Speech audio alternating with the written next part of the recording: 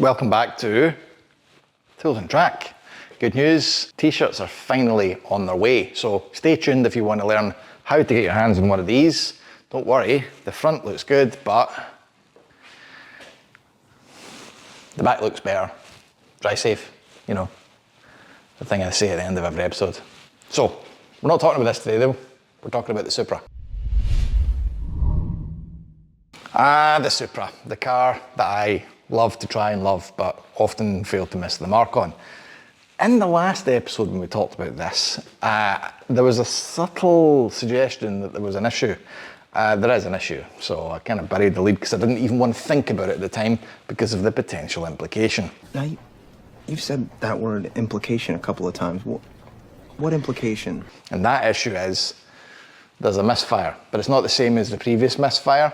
This misfire is accompanied by blue smoke, or smoke of some description. So there's a number of things it could be, but my biggest worry is it's going to be the engine, because it could be the engine. And that is going to be heartbreaking because of the amount of effort and money I've put into building what should be a bomb-proof engine. So before we go any further, I need to make sure it's not that. So the simple way to do that, compression test.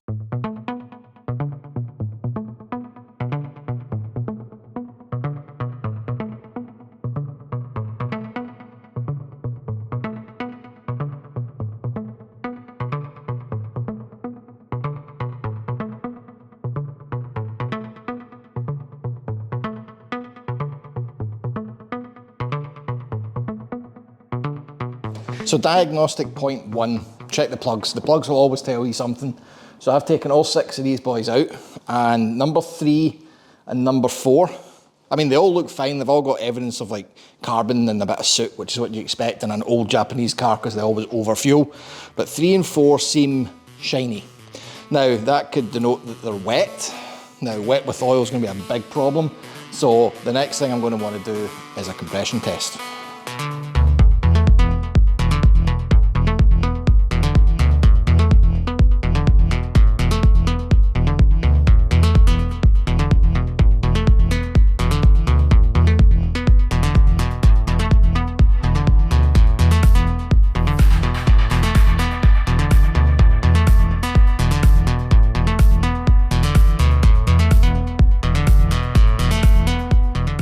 So the good news, we have 180 PSI, consistent across the board on all 6 pistons. That tells me I've built the engine right, thank Christ, because that was a genuine concern. It doesn't tell me what the problem is though. So if I've got wet plugs and I don't have obvious ingress of oil, what else can be causing the smoke out the exhaust? Well, there's still the option that the turbos could be the problem, but that wouldn't explain wet plugs. But I could be looking for one diagnosis on 2 problems here. There still could be an issue with the turbos, which we'll come up to in a later point in time. But the issue here could be the injectors. So all these injectors are original. So that means that they're side feed, they're 30 years old, and I've got no history of them. Now, it could be that this thing is massively overfueling, i.e. injector 3 and injector 4 could be dumping in so much fuel that these just get glazed over, and that could be causing a misfire. Totally viable option, makes a lot of sense. The only problem is, the only way to fix that is take the injectors out and do a whole load of work getting them flow tested and replaced. But if you're going to that much effort, just replace them. And upgrade them.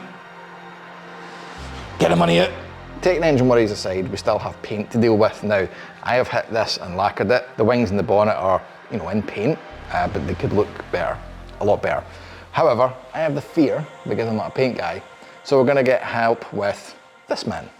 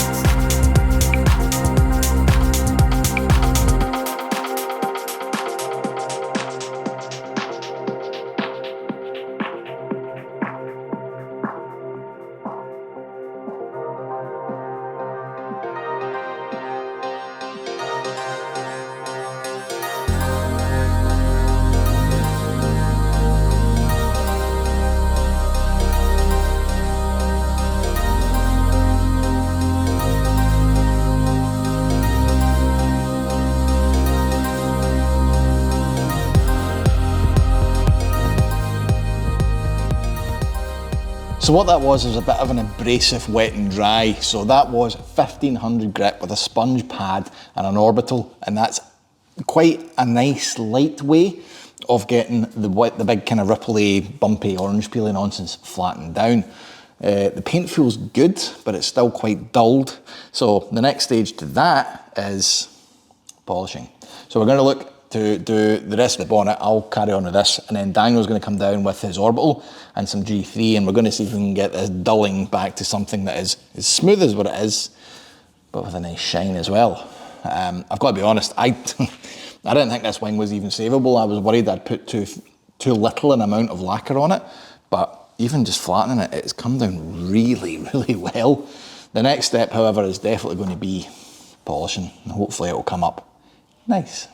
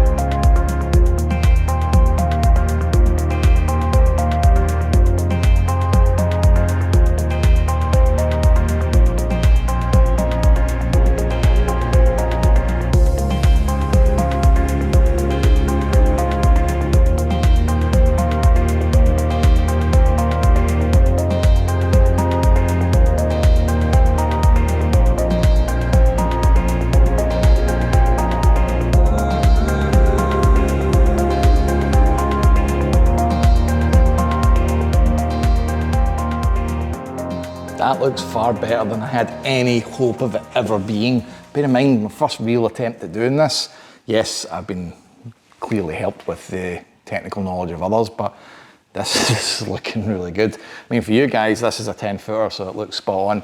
There are bits that I think on the bonnet, I'm gonna have to do another rub down with wet and dry, but I think we'll go to 2500 grit and hand dress that down, because that does take a lot of lacquer off just to get it flat. Once I've done that, probably another round with the orbital and G3 just to bring a polish up, but this wing, both wings actually look great. I mean, it's almost as if it's never actually had a problem before. So this is a positive. I'm taking good vibes from this, because it means that and that are probably going to be easier than what these just were, because I can do them off the car.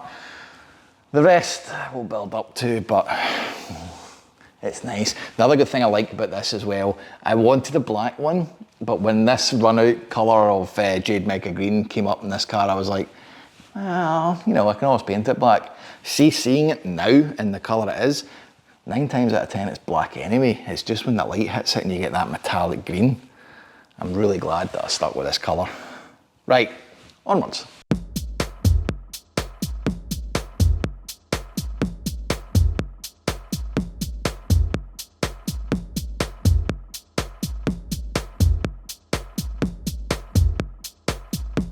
This is the best part.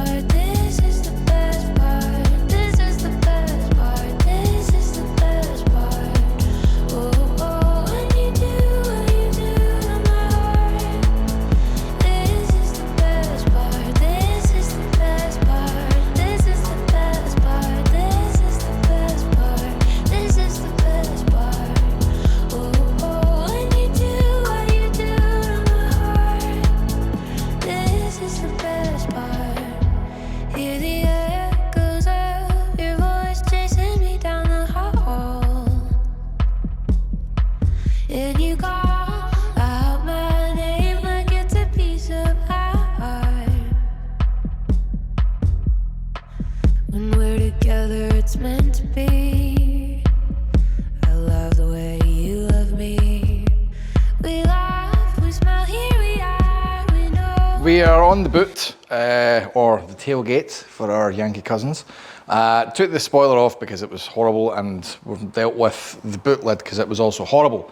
So the spoiler, you'll be pleased to hear, has actually come up okay. By the way, Halford's filler primer, good quality control, colour match. Yum yum. So that I don't think needs any more. Bearing in mind we do have the need for a dark primer before this green goes on. We'll probably give that a wee flatten down and another coat with that dark primer stuff, which is in the mail, on order. The boot lid is not faring quite so well. So as you can see, my first rust bubble. Oh dear. So we've took that right back quite aggressively, and I'm going to get some Q-rust in that. There are other areas. Jesus. So I mean, for the most part, it's all right. These bits I've had to deal with because there's been liberties taken with sealing up the holes for that when it had the big gay wing. This wiper delete we didn't really properly address, mainly because I just wanted it gone and thought, well, if I get it welded and filled, at least it's good. But now comes the time to deal with the consequences of my lax actions. So there are some bits where we have pitting and, you know, just poor finish and such. It's flat. I mean, don't get me wrong, it's flat. I just need to deal with a few of these areas. There's also, for some reason, a big seam line along here. I don't know why. So we're going to try a new product, and that is called Dolphin Glaze. You've probably seen a few folk using these. Maybe not, if like me, you don't bother with any form of bodywork whatsoever. But this stuff is meant to be really, really fine filler, to the point where it's basically milk. So still need to put a hardener in it, but I'm going to just give every bit where I've got little dimples and pock marks a light skim with this, a flatten, a wee bit of high build, and then primer the boot, and hopefully it'll look great. Stand by for product review. This is the best part. This is the best part. This is the best part. This is the best part. Oh, oh, when you do what you do to my heart. This is the best part. This is the best part. This is the best part. This is the best part. This is the best part. Oh, oh, when you do what you do to my heart. This is the best part.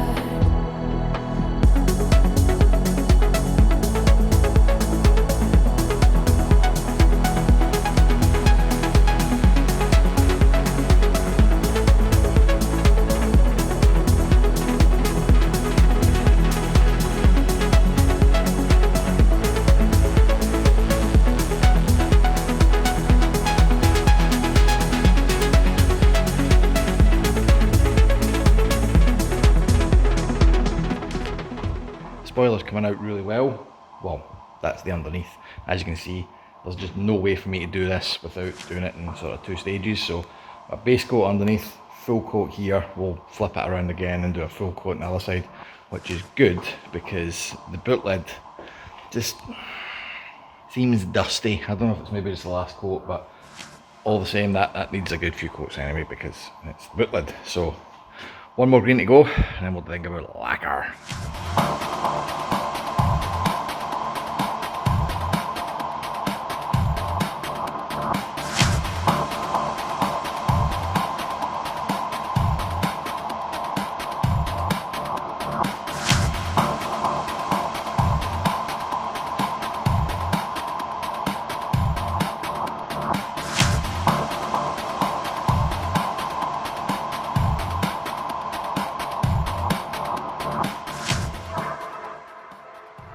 So I've painted that upside down basically, so decent coverage around about this area and underneath, bits that, you know, probably can just get away with one coat. Now I'm going to have to hit the back and the top really, really heavy with lacquer because that's the bits that are going to be the most visible. Similarly, the boot lid is good, it's got its first coat on, but we're just going to go nice and heavy on this because obviously it's going to need many, many bits of sanding and flattening, so I want to make sure there's plenty of lacquer on it for that. So let's just skip to the bit where it's done.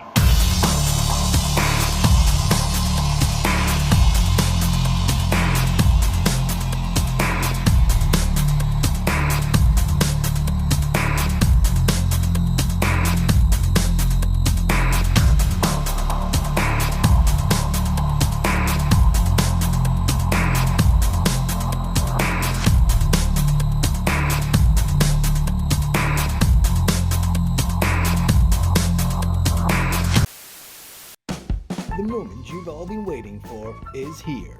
Do not miss this summer's fashion must-have accessory. The Tools and Track t-shirt. Be the envy of all of your family and friends. Perfect for use. Working on cars, working at home, when driving, or for your girlfriend to steal and never give you back. Ooh, sorry for that. Don't wait. Pre-order yours now on toolsandtrack.com. Yes, so t-shirts, and I'm aware I'm not wearing one right now. I'm proving they're machine washable. You know, I do wash from time to time despite the constantly repeating clothing. Toolsandtrack.com, go there, have a look, support the channel because we're doing a pre-order, so these t-shirts will be up for maybe a week or two, and then that pre-order is going to close down because I just don't know if running a shop and doing this is going to be a worthwhile investment. So for the moment, if you want to get one of these, they're on a finite run, grab one. It would be awesome if you did. It would support the channel, and that is fantastic.